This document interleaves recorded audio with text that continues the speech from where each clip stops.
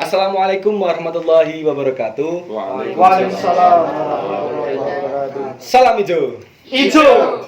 Halo rekan-rekan kita dimanapun kalian berada. Saya Hamdan. Dan saya Mahifairuz Zabadi. Perkenalkan kami dari IPNU IPPNU Kabupaten Boyolali Boyolali akan membawakan podcast hijau. Apa sih hijau, Mas? Hijau. IPNU IPPNU Jagungan apa? Oke, mantap.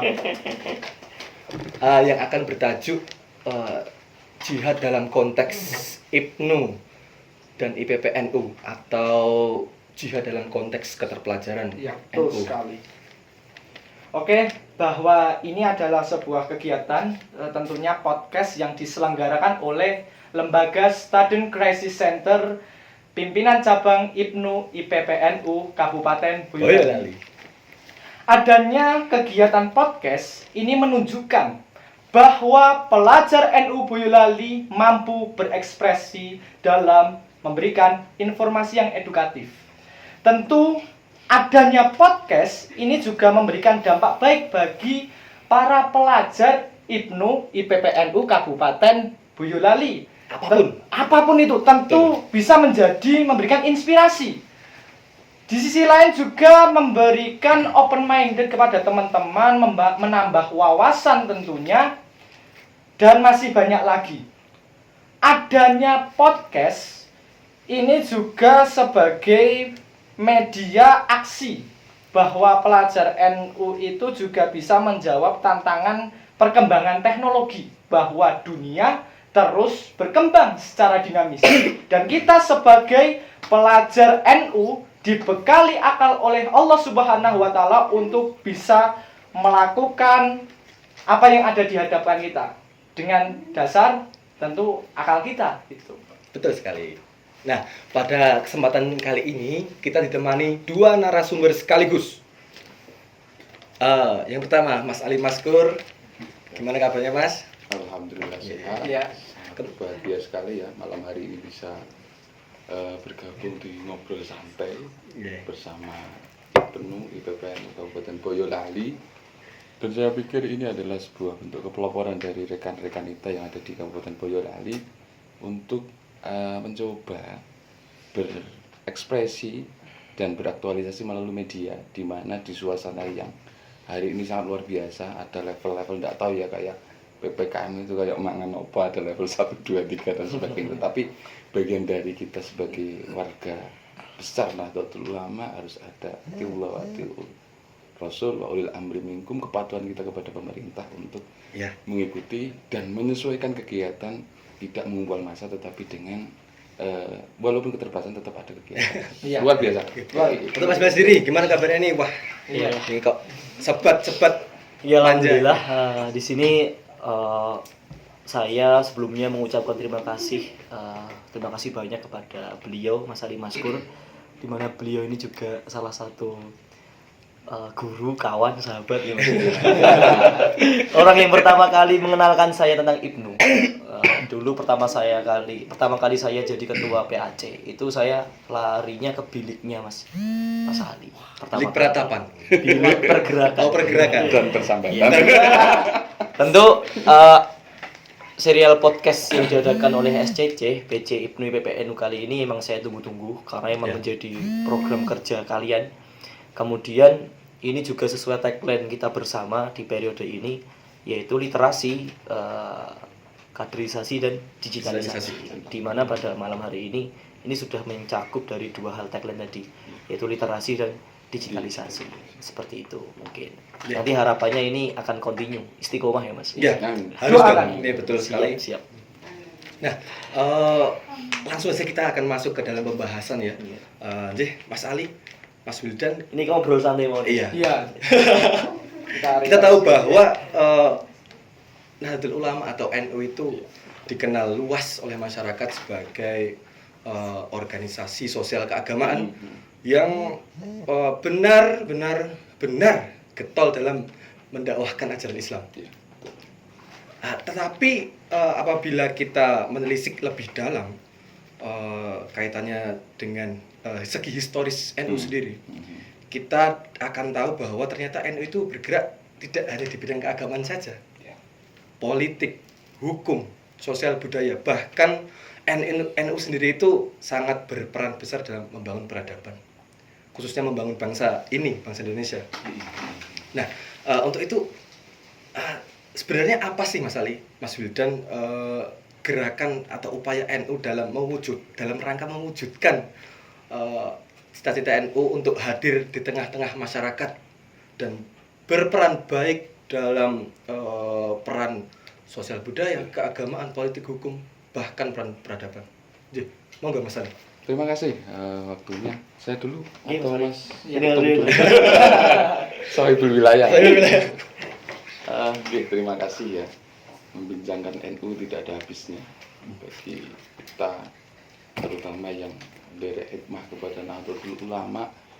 Tentunya dalam lintasan sejarah tidak diragukan lagi bagaimana peran serta NU sebagai sebuah organisasi kemasyarakatan maupun keagamaan ini sangat luar biasa, sudah berlangsung dari rentetan sejarah yang cukup panjang. Tetapi sebelum kita membahas lebih jauh terkait dengan peran serta sejauh mana sih NU berperan dalam lintasan kehidupan kita berbangsa maupun beragama, tentunya kita harus memotret fenomena yang ada di masyarakat kita hari ini. Ini yang perlu kita pahami bersama, termasuk dalam hal ini konteks struktural, dalam hal konteks kepengurusan IPNU itu PNU sebagai bagian dari banomnya Nahdlatul Ulama. Tentunya harus paham dan mampu mencari referensi-referensi kaitannya dengan untuk mengenal NU secara lebih utuh, agar apa? Tidak parsial dan tidak terpisah-pisah. Karena apa? Kalau memahami NU secara parsial dalam konteks begini, maksud saya begini, NU itu adalah sebuah organisasi, tetapi organisasi NU itu sendiri sangat berbeda atau mempunyai khosois yang itu berbeda dengan organisasi yang lain. Ini yang harus teman-teman pahami, termasuk saya sendiri baru belajar bahwa kita tahu bahwa NU itu adalah organisasi sosial keagamaan. Tentunya khosois yang dimiliki NU adalah tidak hanya sekedar organisasi ansih. Maksudnya bagaimana itu ansih? Nah, itu kan bahwa ketika orang ber-NU itu terkadang fenomena yang ada di masyarakat bisa kita lihat di sekitar kita. NU itu cukup sekedar, ada fenomena di tengah masyarakat kita, NU itu sekedar amaliyah. Iya Bang? Iya. NU hanya sekedar amaliyah. Artinya apa?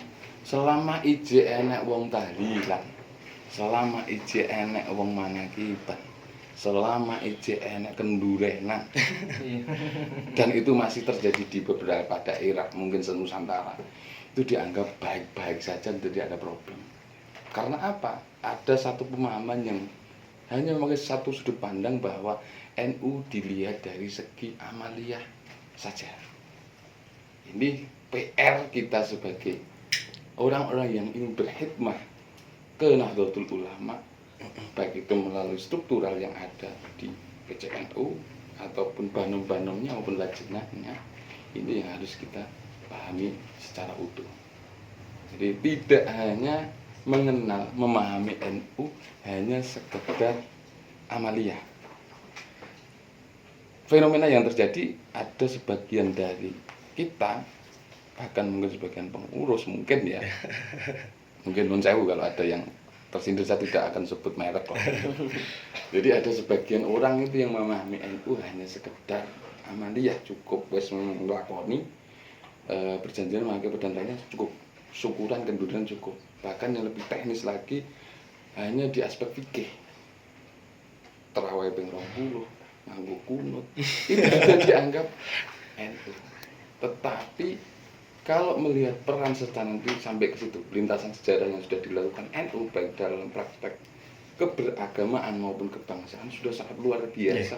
Para pendiri organisasi ini memaksimalkan peran, termasuk hari ini kita bisa sampai detik ini kita bisa ngopi, non jauh ini teh bisa ngeteh dengan santai, bayangkan ketika kita berada di daerah konflik, itu mungkin pengantar dari saya, mungkin bisa disampaikan dengan Mas Wildan sebelum sambil mengalir kita coba bedah fenomena-fenomena yang ada di sekitar kita agar pemahaman kita utuh tentang NU itu sendiri. Nggih. Coba monggo Mas Wildan sebagai salah satu pengurus aktif nggih. Sebagai ketua umum pimpinan cabang IPNU Boyolali. sekabupaten. Boyolali. Iya. Baru 6 bulan. Oh. Berarti ya, bupatinya Bupatinya pelajar, IPNU. bupatinya Iya, pelajar. Bupatinya pelajar NU. Pribadi. Monggo mungkin bisa memberikan jawaban-jawaban. Ya karena di sini saya pakai platform pelajar, Iya. saya mewakili pelajar NU dan dari sudut pandang saya tentang khasanah ke-NU-an di Indonesia ini sebenarnya saya nggak mau daki-daki ya, bicara tentang NU karena saya masih IPNU gitu. Walaupun yo NU tapi kan masih gerbang paling awal gitu. Jadi yo mosok cah cilik jalur tentang NU itu. Enggak.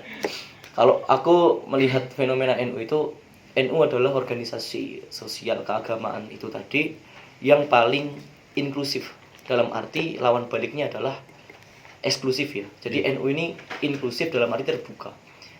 Organisasi keagamaan yang paling mentolerir keragaman itu adalah NU menurut saya.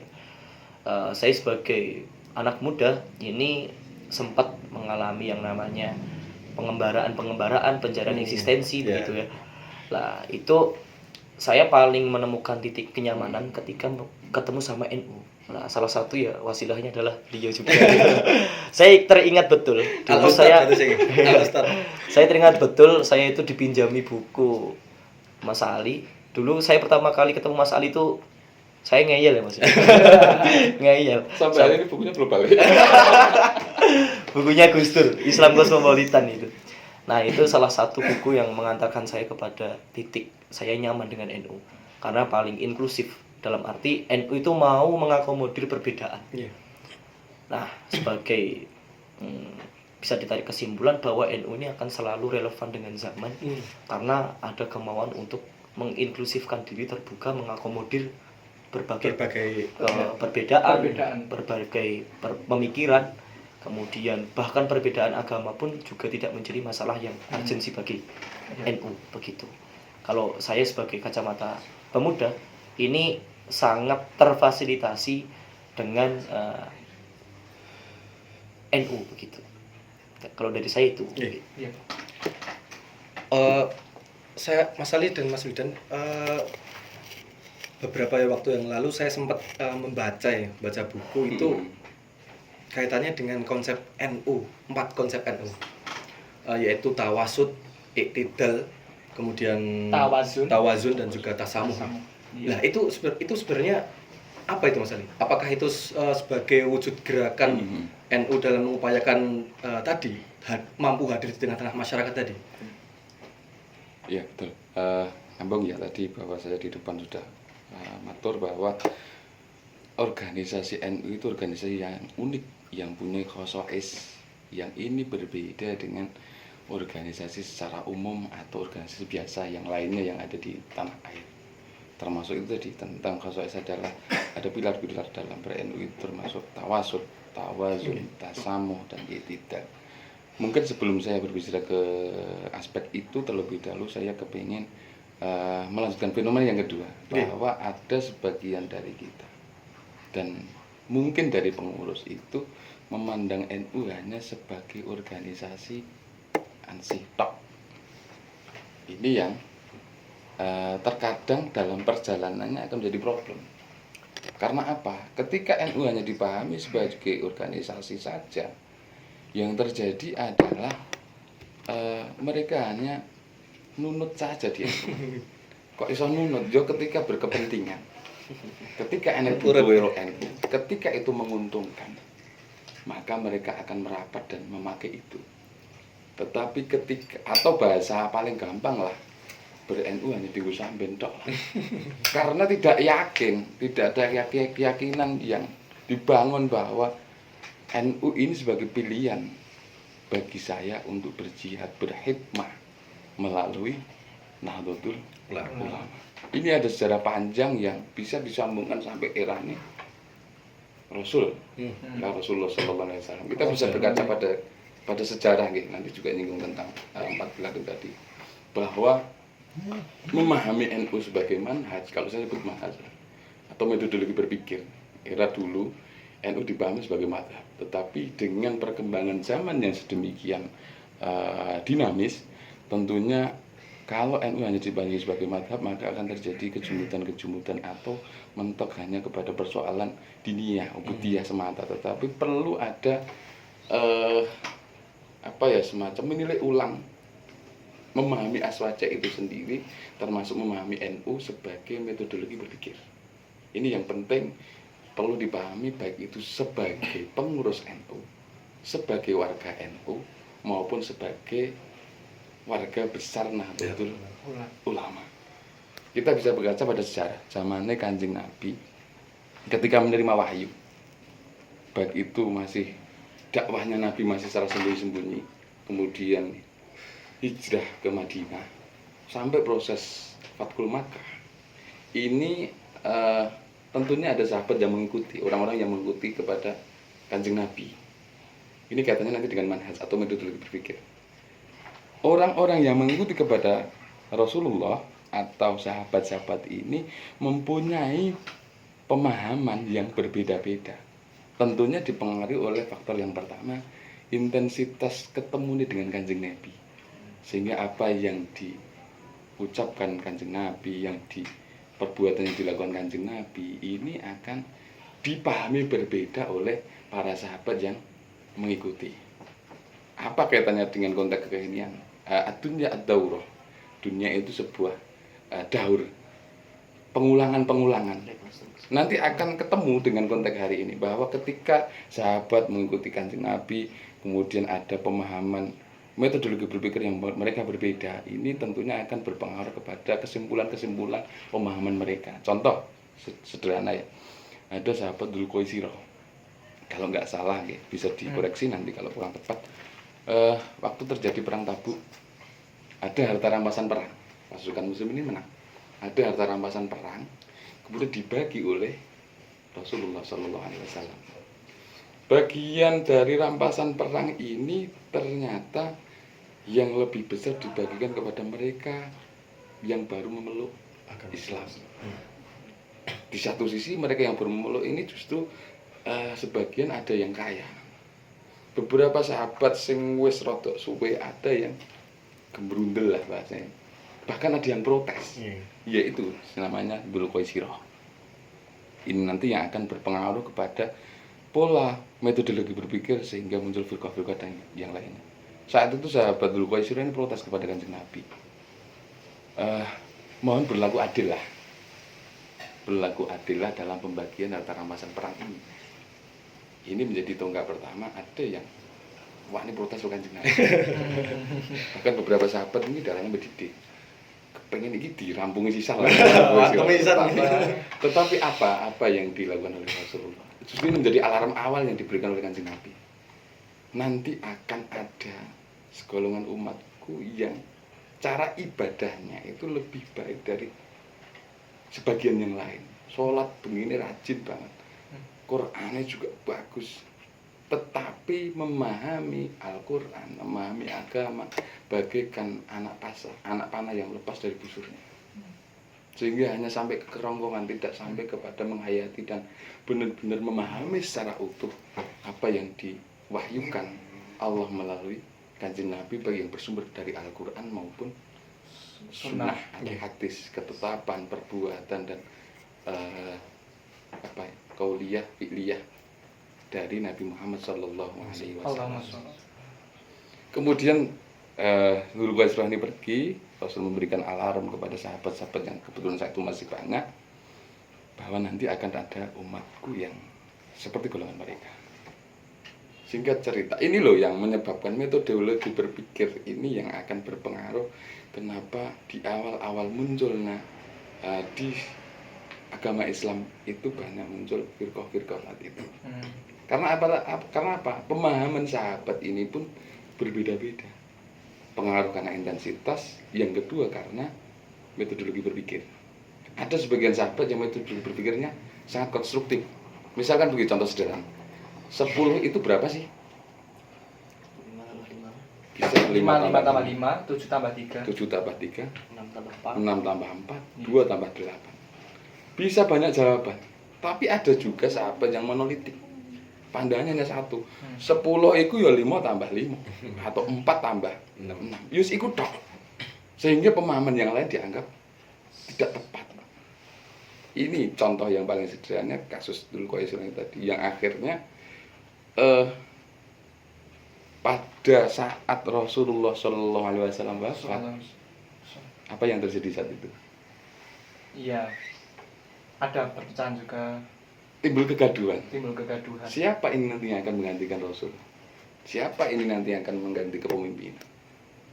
Oke lah, dianggap clear sahabat Khalifah Abu Bakar, Sayyidina Abu Bakar dan Sayyidina Umar. Toh pada akhirnya Sayyidina Umar ini terbunuh. Siapa yang membunuh? Abu Lulu Al-Majusi. Karena apa? Lagi-lagi manhaj metodologi berpikir yang berbeda-beda dari sahabat yang akhirnya itu tadi. Dari metode-metode yang berbeda dari sahabat ini sebenarnya yang mayoritas mempunyai satu kesamaan atau titik temu. Bahwa sahabat yang mayoritas ini yakin, percaya bahwa Nabi Muhammad ini mempunyai metode pemikiran yang berbeda dengan manusia biasa. Karena ada nubuwah, ada wahyu, ada tuntunan yang langsung diberikan Allah Subhanahu wa taala kepada Nabi Muhammad sallallahu alaihi wasallam. Yang ada adalah kita kepatuhan, taat, derek kalih Kanjeng Nabi. Bukan malah protes. Bahkan kalau Nabi saat itu diprotes dulu kok apa? Kalau saya dianggap tidak adil, terus sopo sing luwih adil dari saya, kan begitu. Sahabat-sahabat yang sing intensitasnya mungkin lebih sering ketemu Rasul, kemudian cara berpikirnya berbeda, ini bisa paham. Oh, pasti ada maksud yang lain. Kenapa pembagian ini tadi berbeda? Sejarahnya terus bergulir. Sejak Sayyidina Umar terbunuh kemudian digantikan oleh Sayyidina Utsman bin Affan. Pertikaian-pertikaian atau konflik ini semakin meruncing. Bahkan Sayyidina Utsman pun juga terbunuh, gitu. Dilanjutkan oleh siapa itu? Sayyidina Ali karramallahu wajhah. Juga sama, di akhirnya juga terbunuh karena ada sebagian dari kelompok yang keluar yang mereka menganggap tafsiran mereka adalah tafsiran yang tepat. La hukma illallah, tidak ada hukum kecuali hukumnya Allah. Itu yang perlu kita pahami dari segi sejarah. Terus nyambungnya apa karo NU? Ini ada konflik ini, ada sebagian sahabat yang tidak mau masuk dalam konflik-konflik seperti pertikaian ini. Tapi mereka itu diam. Mayoritas yang silent, tidak mau terlibat dalam pertikaian ini dan tidak mau masuk dalam pertikaian ini. Mereka lebih cenderung tetap ngamal soleh ke sana ke nopo yang menjadi tuntunan ajaran Rasulullah. Tetapi mayoritas ini tenggelam oleh sebab adanya pertikaian-pertikaian kelompok ini. Bahkan setelah Sayyidina Ali terpilih itu kan ada sebagian sahabat yang mau mengakui kekhalifahannya maupun ada sebagian tidak mau. Nah, muncullah adanya kelompok Khawarij yang keluar dari barisannya Sayyidina Ali. Ini yang akan menjadi firqah sehingga ketika periode Sayyidina Umar ini sudah ada sebenarnya yang meletakkan dasar bahwa mereka ada Abdullah bin Umar dan Abdullah bin Ibnu Mas'ud ini lebih mengikuti kepada Ahlussunnah wal Jamaah. Yang mengatakan bahwa Ahlussunnah wal Jamaah itu Ibnu Umar dan Abdullah Ibnu Mas'ud itu tadi, yang tidak mau masuk dalam pertikaian-pertikaian, tetap ikut amal soleh, tetap berbuat baik, tidak masuk dalam ranah-ranah konflik ini tadi. Kemudian sampai sekian abad, kira-kira abad ketiga lah, muncullah Imam Al-Asy'ari dan Al-Maturidi yang meletakkan dasar. Karena pertikaian konstelasi ini terus terjadi, sehingga di zaman Imam Al-Asy'ari dan Al-Maturidi ini mencoba meletakkan dasar apa itu Ahlus Sunnah wal Jamaah. Para pengikut dari Imam Al-Asy'ari dan Al-Maturidi ini dianggap sebagai pengikut Ahlus Sunnah wal Jamaah. Kemudian setelah periodenya Imam Al-Asy'ari dan Al-Maturidi ini, Islam juga tersebar ke seluruh penjuru dunia, termasuk salah satunya di Indonesia. Saat itu belum Indonesia, Nusantara. Mungkin di periode sahabat ada yang mengatakan bahwa sudah masuk. Pintunya adalah melalui Baros, daerah Baros. Baros itu mana? Mana gitu, tepatnya saya belum tahu. Tapi literasi nanti bisa dicari ya di Baros. Tetapi saat itu Islam belum bisa tersebar secara masif di Nusantara. Baru pada abad ke-8, 9 era Wali Songo, mulai dengan akulturasi budaya, mulai dengan metode-metode yang lain, akhirnya Islam bisa tersebar masuk yang ada di pelosok Nusantara.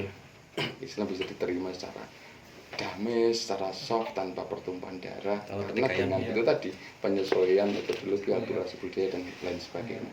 Ini yang perlu dipahami. Jadi sampai nanti kepada era abad 19, abad ke-20, ada semacam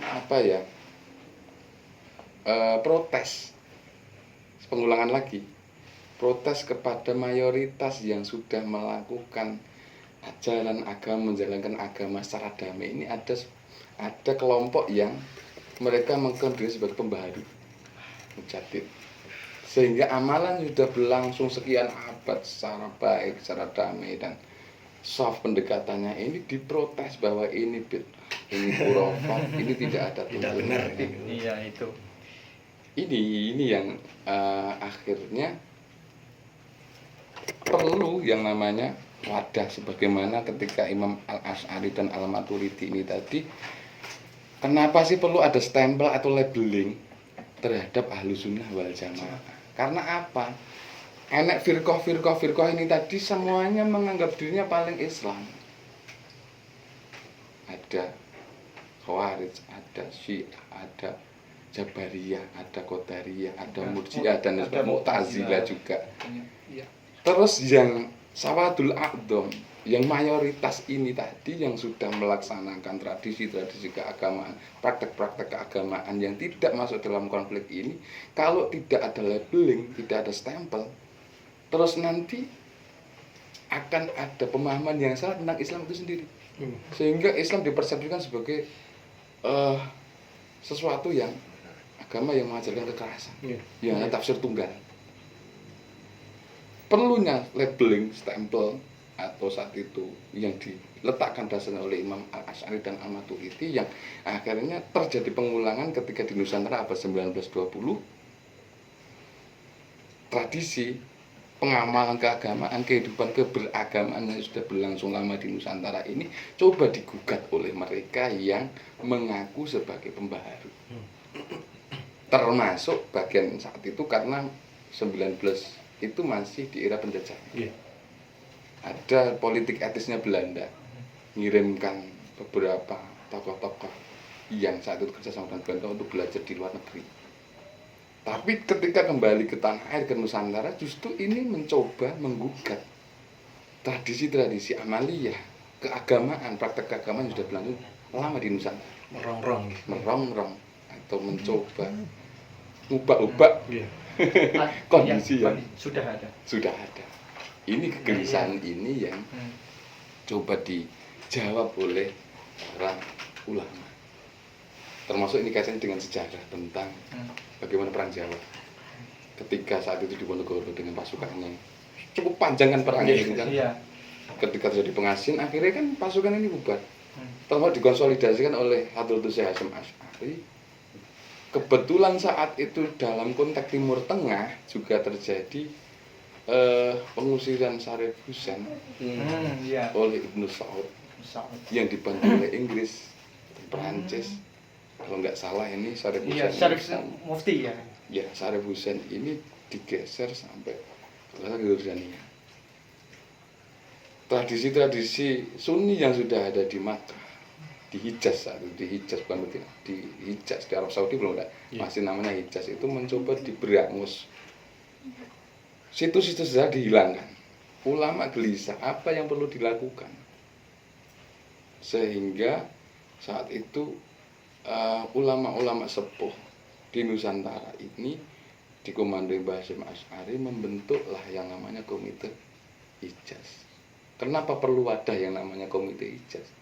Karena wadah yang saat itu sudah ada tidak mengakomodir ulama-ulama sepuh Nusantara ini.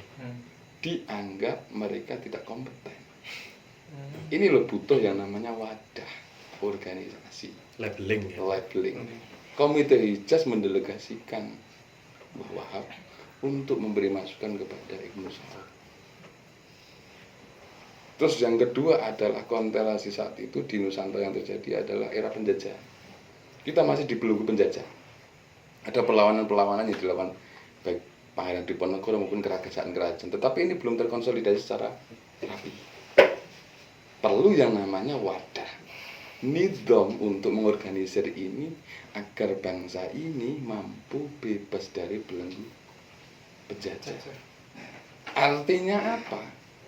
Bernizam, berorganisasi, ber-NU itu sendiri adalah bagian dari mempertahankan keagamaan cara Ahlus Sunnah wal Jamaah.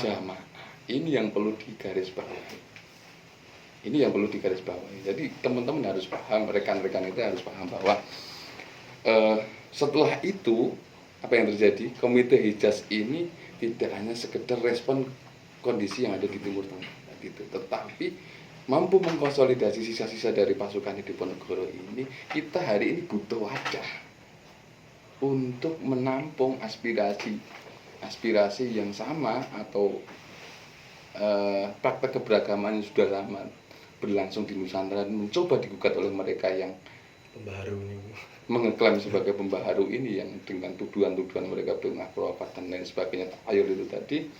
Perlu wadah untuk memperkokoh atau memperkuat keagamaan, paham keagamaan ala Ahlus Sunnah wal Jamaah di satu sisi, atau misi-misi diniyah keagamaan dari embrio NU itu sendiri. Yang kedua adalah misi watoniyah kebangsaan. Akhirnya dibentuklah, walaupun prosesnya panjang, cukup panjang prosesnya. Jadi Mbah Hasyim itu tidak langsung langsung gaya. Ucuk-ucuk hati gitu. Bayangkan saat itu belum ada WA, belum ada SMS dan lain sebagainya. Tetapi sambungan rohani para ulama ini sudah luar biasa. Ini yang terjadi, sehingga Mbah Hasyim juga istikharah, kemudian minta petunjuk dari Mbah Khalil, kemudian sowan ke ulama-ulama yang ada di Nusantara. Baru ketika sudah dapat restu, termasuk Habib Hasyim Pekalongan, akhirnya dibentuklah Jam'iyah yang namanya Nahdlatul Ulama sebagai bagian dari untuk memperkuat paham keagamaan ala Ahlus Sunnah wal wal Jamaah. Jamaah. Ini cara pandang yang pertama, NU sebagai manhajul fikih, manhaj atau metodologi berpikir. Dalam organisasi modern, tetap organisasi butuh instrumen, butuh perangkat. Sebagaimana peran-peran awal ketika NU dibentuk. Ketika saat penjajahan apa yang dilakukan? Ada instrumen kelaskaran, nenek Sabilillah, nenek Hizbullah, itu bagian dari anak-anak muda NU yang saat itu untuk ikut berjuang. Enek saat itu dibentuk Ansor NU, yang akan jadi Ansor itu. Iya. Kemudian ada barisan Ansor Banu itu kan. 1934 NU berdiri 1926. 1913 berdiri Ansor kan, begitu kan. Jadi perangkat-perangkat nizam organisasi ini dibutuhkan dalam kerangka juga mengawal penguatan terhadap manhaj Ahlus Sunnah wal Jamaah. Artinya apa? Memahami, melihat, memandang NU tidak hanya sekedar organisasi semata. Kita harus yakin bahwa ber-NU itu adalah beraswaja. Beraswaja itu juga berislam itu sendiri. Berbeda tadi kalau orang hanya memahami NU sekedar berorganisasi. Sama seperti organisasi pada umumnya yang tidak ada klosoisnya itu. Ya wes lah, NU ya sakrape pengurusnya lah. Mau dibawa kemana, mau seperti apa, tidak ada rel yang menjadi track yang untuk terus menjaga ini biar tetap kokoh, tetap Pada lajurnya. pada jalur yang sudah diletakkan oleh para muassis Jamiyah Nahdlatul Ulama. Ini yang perlu dipahamkan, dan belum banyak, atau mungkin hari ini mungkin bagian dari pengurus dia keren-kerenan lah kita jeneng Foto cekrek. namaku ada struktural, tapi belum sampai kepada tanggung jawab apa yang seharusnya dilakukan dan diamalkan ketika menerima amanah sebagai pengurus. Kira-kira begitu, kira-kira gitu. Sebagai awal. Mas Wildan, monggo. Mungkin tidak sepakat, tidak apa-apa. Sambil rokok, nggak apa-apa. Iya, santai aja karena merokok bagian besar gerakan petani tembakau. Tapi sering kali dikatakan bahwa apa jenenge? Sikap NU itu terlalu kompromistis, terlalu kompromi, Oportunis. mungkin ya. oportunis, dengan sikap NU tersebut. Menurut jenengan pribadi Mas Ali? Iya, karena ada sebagian berpikir seperti itu karena tidak memahami NU secara utuh. Itu tadi, saya sederhana berarti kenal NU ya mengko media sosial mungkin. Apalagi kontak-kontak hari ini ya. Hari ini pentingnya generasi muda NU untuk turut serta dalam mencoba mengkomunikasikan NU itu. Jangan sampai NU justru dipersepsikan oleh orang-orang yang tidak sepakat NU melalui media sosial. Termasuk salah satunya dalam melalui podcast ini. Kita mencoba mendasari, melakukan ideologi kepada kader-kader yang tidak bisa hadir di tengah-tengah kita. Kenal NU secara utuh, tidak hanya parsial, yo mengorganisasi itu, atau amalia itu, tapi utuh yo organisasi yo amalia. Sehingga muncul keyakinan ber-NU itu adalah beraswaja itu berislam itu sendiri, sehingga tidak ada pertentangan antara kultural dan struktural. Kalau ada orang yang berpandangan bahwa NU dipandang kompromistis atau oportunis ya. Oportunis. Karena tuntutan peran yang harus dimainkan NU yang kadang tidak dipahami oleh orang lain atau orang di luar NU, atau mungkin orang yang tidak sesuai dengan NU. Bahkan pernah disegel sejarah kan setelah NU itu pernah menjadi partai politik karena tuntutan saat itu memang harus mengambil langkah itu. Setelah kemudian dievaluasi kembali kepada Hitoh sebagai organisasi diniyah keagamaan dan kemasyarakatan. Jadi kalau ada yang ngomong bahwa NU oportunis, yo saya pikir dianggap angin lalu lah. Kita lebih baik ngurusi hikmah. Untuk ngurusin daerah hikmah di NU ini, daerah gandul Bahasim, daerah gandul Mbah Wahab dan para pendiri, semoga diakoni dadi santri. Tentunya harus ada tanggung jawab baik moral ataupun tanggung jawab sosial yang kita lakukan, apalagi sebagai jajaran pengurus struktural yang ada di PC Ibnu IPPNU Boyolali. Jangan sampai mau mengenal NU hanya satu sudut pandang saja. Utuh dua ini tidak boleh dipisah. Yo organisasi, yo amalia. Karena siji tak akan timbang dan tidak akan konstruktif. Kira-kira begitu. Mas bilang sendiri, kaitannya kalih peran NU sendiri tadi untuk dia membangun bangsa. Mungkin Ibnu. Ibnu. Nah, Ibnu nih. Kalian pakai baju Ibnu ya?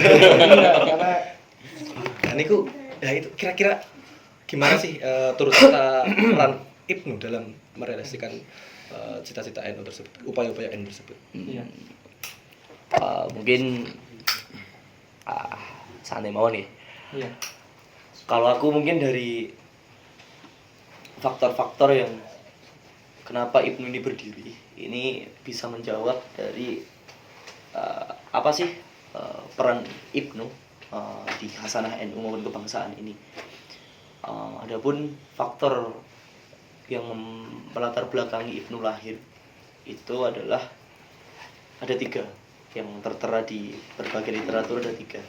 Yang pertama itu faktor ideologis. Ya, ini yang faktor ideologis tentu tidak lepas dari yang namanya keinginan untuk mempertahankan akidah Ahlussunnah wal Jamaah.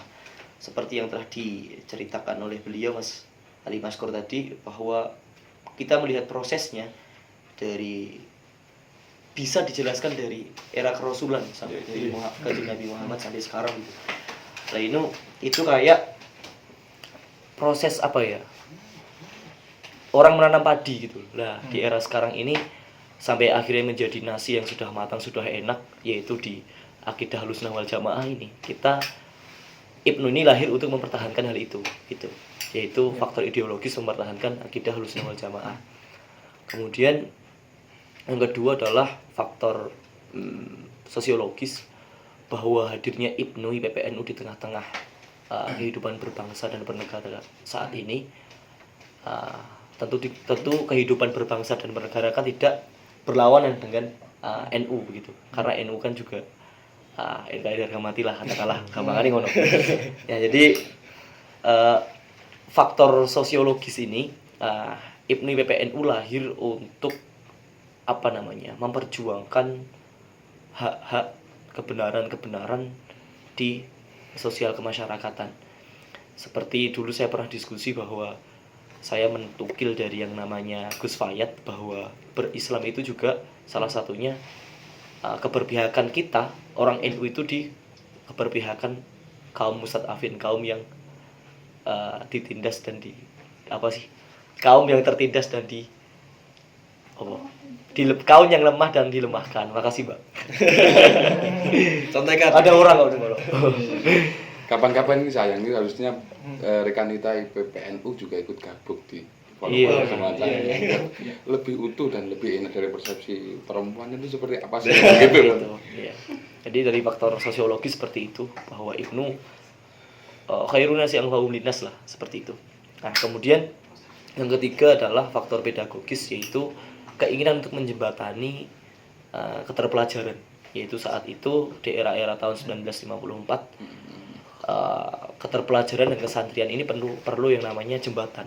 Nah, yang nantinya juga pergulatan ilmu pengetahuan di situ juga kembali ke masyarakat, seperti itu. Kemudian yang sebenarnya ada lagi, salah satunya yang dikatakan Mas Ali tadi, bahwa ada satu sisi, ada satu masa ya NU saat itu mengharuskan diri untuk terjun ke politik.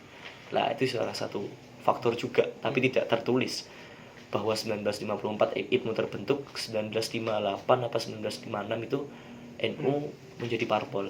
Jadi ada kecenderungan mengepakkan sayap. Tapi bukan mengepakkan sayap yang itu. Yang hijau. Mungkin nyambung. Jadi termasuk itu tadi bahwa saat itu memang tuntutannya adalah butuh wadah, adanya nizam. Pak Ahmad Doma itu fakrakun alamat di Trofi kira-kira emang pandok seperti itu.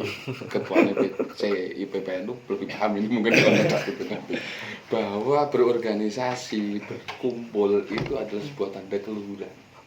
Termasuk kenapa kudu enek wadah ini tadi yang namanya labeling stempel Nahdlatul Ulama. Bagian dari kita mengamalkan ajaran agama ini kan butuh lahan, butuh bukan lahan ya apa ya, wilayah, butuh daerah, butuh waton tanah air. Yang itu tidak akan terwujud tanpa adanya wadah. Terbukti rentetan sejarah panjang penjajahan yang ada di negeri ini karena perlawanan-perlawanan yang dilakukan belum terkonsolidasi secara utuh. Ada perlawanan di belahan ini, ada perlawanan di belahan ini. Setelah terbentuknya ada konsolidasi, ya kan? Termasuk perangkat-perangkat organisasi, instrumen organisasi dibutuhkan. Salah satunya enek banom yang namanya Ibnu IPPNU. Banomnya NU ki enek piro? Ratusan. Ada banyak. Kalau nggak salah 15 atau 16. Belum lajnahnya. Lajnah LTNU, LPNU yang untuk mewadahi wong NU ben ora terkesan lemah lah, soalnya mung sarungan juga ekonomi juga ben terangkat. Karena kalau persoalan ekonomi dasar ini kesejahteraan tidak teratasi, akan timbul persoalan-persoalan lanjutan. Pendidikannya ora open. Maka lahirnya anak LP Maarif. Iya toh. Iya. Perlu juga hari ini mengambil segmen dakwah di era-era milenial. Perlu LDNU dan lain sebagainya. Perangkat-perangkat organisasi ini ada sebagai bagian dari menguatkan, mengokohkan paham keagamaan ala ahlus Sunnah sunnah wal wal jamaah. jamaah.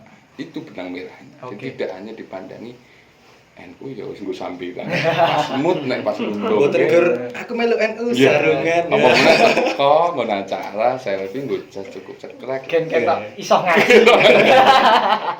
Kira-kira begitu. Oke. Sambil menjawab tadi ya, Iya. dari Hamdan tadi, untuk perannya di NU tadi, Ibnu salah satunya kan mengepakkan sayap tadi ya, Iya. melebarkan sayapnya, yaitu di manhaj sekitar pelajaran kesantrian. Jadi Ibnu ini kawah condro di mukanya, Iya. kawah condro di muka. Tempat penggodokan Menempal. menempal gitu, Menempal. menempal. Jadi teman-teman yang ada di Ibnu ini kontribusinya untuk NU adalah apa ya, mempersiapkan untuk generasi NU selanjutnya. Maka poin utamanya peran kita di sini adalah memberikan wadah juga stimulus teman-teman buat belajar. Poin utamanya kita di Ibnu adalah belajar seperti itu. Kemauan untuk belajar. Kemauan untuk belajar seperti itu. Oke. Omong-omong soal bahwa zaman itu berkembang secara dinamis. Iya, betul. Menurut Pak Ali, bagaimana NU melihat perkembangan zaman ini dari sekarang zaman sudah 4.0. Apalagi gitu, Kita misal dengan teknologi, kita dihadapkan dengan teknologi, dihadapkan dengan orientasi pada hasil, dan masih banyak lagi karena zaman sekarang itu membutuhkan apa ya? Sangat persaingan sangat ketat, orientasi hasil dan sebagainya lah. Menurut jenengan bagaimana NU melihat ini? Saya bukan kapasitasnya pengurus NU ya. Sebagai warga NU lah. Iya, sebagai warga NU. Apa yang harus kita lakukan lah mungkin untuk menjawab tantangan zaman ini. Karena perubahan zaman ini terjadi sangat cepat dan begitu dinamis. Kalau kita tidak hari ini menyiapkan diri, maka kita juga akan tertinggal dengan laju zaman yang sedemikian cepat ini, termasuk dalam konteks keagamaan. Ini fenomena yang terjadi. Jadi apakah praktek keberagamaan yang dipahami masyarakat ini sudah sesuai dengan apa yang diajarkan atau Rasulullah atau belum? Dari mana masyarakat hari ini mengakses itu? Dengan kemudahan teknologi informasi yang sedemikian terbuka lebar, orang bisa mengakses apapun tanpa ada border atau borderless. Tentunya teman-teman NU, apalagi teman-teman IPP NU sebagai kader-kader muda nih NU, harus mampu mengambil ceruk itu mewarnai di lini-lini sosial media. Bagaimana mampu mencoba mengkampanyekan Islam yang ramah, Islam yang rahmatan lil alamin, mempersepsikan sendiri bahwa NU ini bukan dipersepsikan orang lain. Karena kalau dipersepsikan orang lain akan berbeda nanti. Mungkin mereka tidak suka dengan NU atau mungkin mengenal NU dengan cara yang belum tepat. Hanya satu sisi itu tadi. Jadi kalau melihat tantangan zaman ya jawabannya harus kita siapkan hari ini betul. Apalagi kita kemarin sempat kita ngobrol malam itu kan akan ada bonus demografi, termasuk nanti hari ini generasi yang kalau saya sedikit membaca referensi tentang generasi XY, generasi Alpha ini, mereka sudah sedemikian bebas merdeka untuk memilih bahan bacaan dan referensi, tidak mau dikungkung, sedemikian bebas untuk mencari sumber bacaan. Kita mampu nggak untuk masuk di lini itu, mewarnai di situ. Jadi termasuk dalam peluang-peluang ekonomi juga nanti sampai ke situ. Lah mungkin di podcast-podcast yang lain saya harapkan mampu. Ibnu IPPNU Boyolali mampu mengundang beberapa stakeholder yang ada irisan dengan kaitannya dengan ekonomi atau mungkin dengan hal-hal yang strategis dengan teknologi informasi atau mungkin termasuk bagaimana dakwah melalui media sosial hari ini yang perlu dibangun.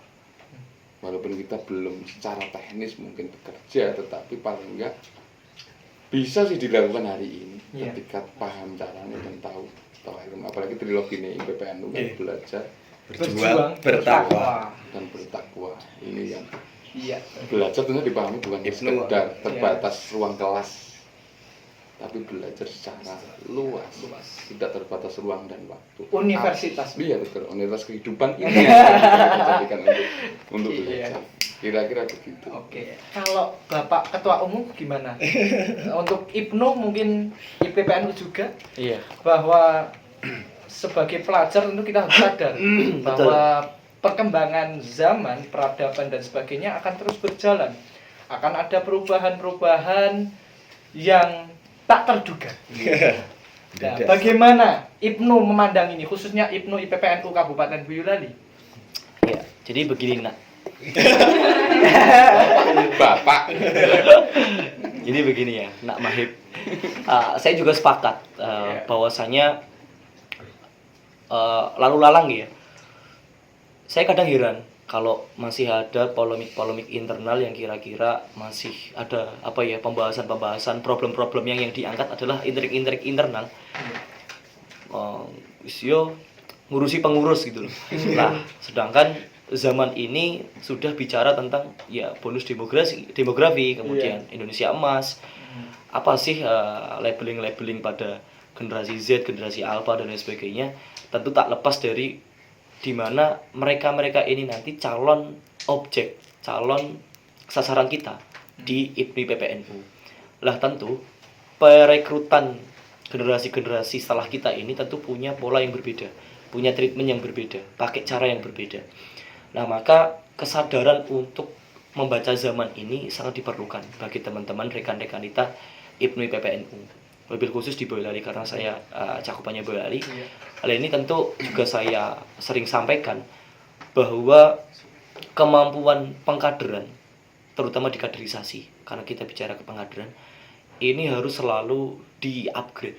Karena tadi Mahib bilang zaman ini dinamis, selalu berkembang, tentu juga akan berimbas kepada pola pengkaderan, terutama kaderisasi IPNU PPNU ini juga harus selalu di-upgrade.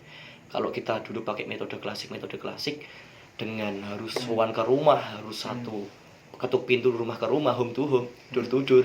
Nah, sekarang polanya adalah ruang terbesar saat ini adalah di sosial media katakanlah.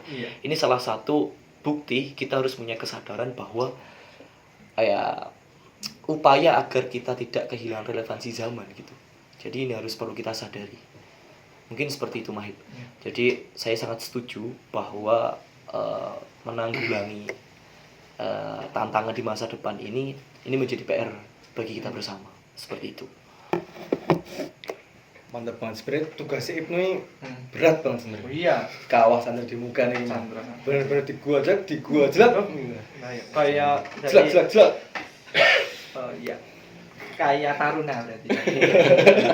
Tapi walaupun ya kadang loh, kalau memang saya pernah tuh sowan ke salah satu sesepuh di Boyolali itu yang bilang, ya seharusnya kalau kita menyadari bahwa peran IPNU itu sebenarnya sangat besar. Nah, harusnya IPNU dan IPPNU harus dipus, harus didorong gitu. Nah, padahal banyak mindset, banyak persepsi yang mengatakan kalau IPNU itu hanya sekedar orang-orang yang anak-anak pelajar yang gabut kesana kesini ikut di amaliyah, kesadaran amaliyah dan lain sebagainya. Itu sudah sangat cukup bagi mereka. Padahal kalau kita bicara tentang membaca zaman, ya seharusnya gerbang awal ini yang perlu dikuati. Maksud saya gerbang awal adalah ya IPNU ini yang harus dikuati karena ini rantainya kan itu, polanya kan dari IPNU. Nanti untuk menentukan generasi NU di masa mendatang ini tolak ukurnya adalah yang sekarang, kita yang IPNU sekarang ini begitu. Jadi estafet ini yang akan melanjutkan. Ya, yang estafet ini adalah yang melanjutkan jenengan. Ya, betul. Iya. Sepakat sih. Bapak Wildan. Begitu nak. Ya, karo sing tuwa ki nggih sopan. Di NU itu Karena kita anak IPNU, ya belajar, ya berjuang, bertakwa, ya sopan santun juga. Karena saya ingat bahwa adab itu lebih tinggi daripada ilmu kan ngoten nggih Pak Ali. Tapi kok sih Piye? Tapi itu kadang jadi pembenaran itu. Kok iso? Karena jadi pembenaran buat teman-teman yang malas belajar. Jadi kok sopan santun gini. Tapi sinau Pegah. Nah, ini menarik. Nah, Saya pikir gimana? menarik ini. Gitu. Tapi perlu ada sesi sendiri yang membedah tentang trilogi Ibnu IPPN. Iya. Iya, Ya, oke. jadi ku sing kaya apa sih? Perjuangan ku sing kepiye sih aku Iya, wis iya. direwangi. Balik jungkir kaya ngene, pengurus ya kuwi tok sing aktif terus ya wis korban. Waktu, duit, perasaan, jadi pak itu ngomong, jangan kaget itu, jangan kaget. 5 prinsip dalam ber-NU, kalau nggak salah bisa dikoreksi, tahu yang berhalim asam itu kan, al-ilm wa ta'allum binahdlatul ulama itu harus teman-teman pahami, mengerti dan mengamalkan NU itu sendiri. Yang kedua adalah apa itu? Aku agak lali, malah ngelimo kan ngelimo. Setelah al-ilm wa ta'allum, kemudian al-jihad binahdlatul ulama. Bersungguh-sungguh dengan Nahdlatul Ulama, termasuk berjuang itu pengabdian. Asal berbina Nahdlatul Ulama, aku tuh sabar tadi pengurus IPA itu pengurusnya ora masalah dari ketua-ketuane tok sing aktif, sing eksis ketuane tok, ketuane IPP ra dijak. Yo saya sabar, disusun, ditata sedemikian rupa biar semuanya terlibat, didelegasikan. Lah nanti kalau sudah asobur nanti muncul yakin asik kopi Nahdlatul Ulama. yakin bahwa NU tadi yang sudah di depan saya bilang ber-NU itu ya beraswaja. Beraswaja itu berislam. Itu tidak ada pemilihan. Wes aku Islam bae rasa nganggo Aswaja-aswajan. Faktanya di berbagai belahan dunia, terutama di Timur Tengah, sudah terjadi. Yang Sunninya lumayan kuat, tetapi karena tidak ada nizam, tidak ada organisasi, paham keagamaan mereka hancur saat ini karena itu ya ada persoalan yang cukup pelik menghadapi kaitannya dengan campur tangan dunia luar terhadap negaranya, belum lagi tanah airnya yang akhirnya cukup amburadul. Syria, Yaman, Libya bisa kita lihat karena tidak ada nizam, ada yang menyatukan, ada komponen wadah yang menyatukan ini. Jadi alhamdulillah berbahagialah kita hidup di Indonesia, duweni NU. Dan mugi-mugi kita yang hari ini berproses hikmah melalui Nahdlatul Ulama ini dicatat, diakoni dari satu Amin. Amin ya Saya Allah. pikir begitu. Amin. Iya. Secara garis besar memang apa sih ini? Sebenarnya nggak bisa dibahas cuman dalam satu meja ini, tak. Sangat perlu pembahasan yang lebih lanjut dan lebih kompleks gitu. Karena pisan mungkin mesake operator. Terima kasih Mas operator men-set sedemikian rupa mesake baterai ini juga. Nggih. Jadi rekan dan rekan, nah, ya iki Iya. Ibnu IPPN jagongan apa ya iki? Iya. Mungkin kita malam ini baru sedikit menyinggung tentang sejarah, Iya. kesejarahan Hmm. panjang dari zaman Rasulullah sampai ke era kekinian dan bagaimana pengulangan itu terjadi. Dan di segmen berikutnya mungkin nanti masuk di khosais Nahdlatul Ulama, tawazun i'tidal, itu aplikasinya seperti apa. Ditarik ke lebih fokus lagi nanti Chandra Dimulane IPNU IPPN kaya ngopo. Aslinya piye sih? Trilogi ini sebenarnya dibedah ini belajar sing piye atau belajar daring kuwi apa piye kan. Ini perlu dibedah dan dipahami. Belajar online. Saya pikir banyak pendekar yang luar biasa di Boyolali. Iya. Ada senior panjenengan, ada demosioner yang sudah luar biasa Luar biasa. menanam saham di IPNU IPPN Iya. Boyolali. Sehingga ada Mas Wildan hadir. Termasuk Mas itu. Hamdan. Produk Boyolali. Kira-kira begitu ya. Closing. Terus kemudian kaitannya dengan inovasi ya, inovasi tentang entah itu inovasi di kehidupan. Bagaimana jenis sebagai warga itu memandangnya bagaimana? Misal perlu adanya jawaban-jawaban, misal mengucapkan selamat hari raya dari agama lain itu apakah mengganggu akidah? Jadi ini menjadi sesuatu yang mengakar bagi pelajar bahwa di teknologi ini, apalagi apa ya, sekarang zaman pasca kebenaran kan juga pasca kebenaran atau biasa disebut dengan post-truth gitu kan. Di satu sisi ada yang membenarkan mengucapkan selamat nggak apa-apa, tidak mengucapkan selamat nggak apa-apa, mengucapkan selamat tidak boleh kan gitu. Ini Dan perlu sebaliknya. harus bagaimana fenomena-fenomena ini bagaimana? Ini kan ada suatu inovasi keadaan, pembaharuan keadaan ini. Ini gimana jenengan sebagai intelektual merdeka NU? Kalau saya memandang karena itu unik ya NU itu, jadi perangkatnya komplit banget. Jangan persoalan selamat dari raya ya. Sudah ada beda yang mengurusi itu. Ada yang namanya Basul Masail. Ada rekomendasi dari Muktamar. Yang itu nanti teman-teman bisa dibuka. Saya tidak bicara wilayah hukumnya ya. Istimbatul hukum tentang ucapan selamat hari raya dan banyak persoalan-persoalan masyarakat yang perlu ada rujukan, ada jawaban yang hari ini sangat berkembang pesat. NU sudah punya perangkat itu. Tadi saya bilang khosoisnya ini bahwa NU pun referensi yang digunakan untuk menjawab persoalan-persoalan waqi'iyah kekinian itu juga punya standar. Orang mengsak-sak kita. Dan ini bisa dipertanggungjawab secara ilmiah. Sambungan-sambungan ilmu pengetahuan ini yang ketika dilacak ini punya sambungan sanad sampai kepada Kanjeng Nabi. Sehingga kalau ada orang yang hari ini ngomong, ayo kembali ke Al-Quran, ke Al-Hadis. Iya. Ada sebagian dari kita bahwa loh kita itu nggak kemana-mana, kita nggak keluar dari Quran dan Hadis, mengajak tidak Bali kan gitu. Kan begitu.